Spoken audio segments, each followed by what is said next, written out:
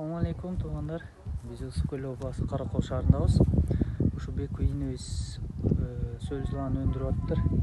Ошо боюнча өзү маалымат берип койсун. Assalamu alaikumlar. Biz Ысык Көл областында Каракол шаарында сөл жылааны өндүрүп атабыз. Кудайым буйруса, уже даяр болду сөл жылаандар. Ошол жөнүндө маалымат бере кетели.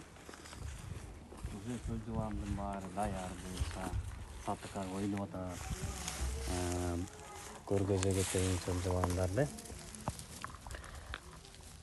Сөл жылаандар жеш заказ алабыз. Кудай буйруса сөл жылаандар жакшы.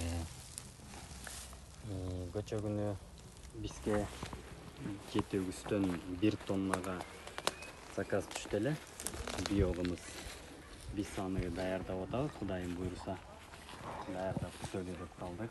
Эртең кечээ алабыз буйруса. Уже биогумуздар даяр болуп калды. Булардын баасын канчадан сатып атасың? Бул биогумуздун баасы 20 сомдон килограммы.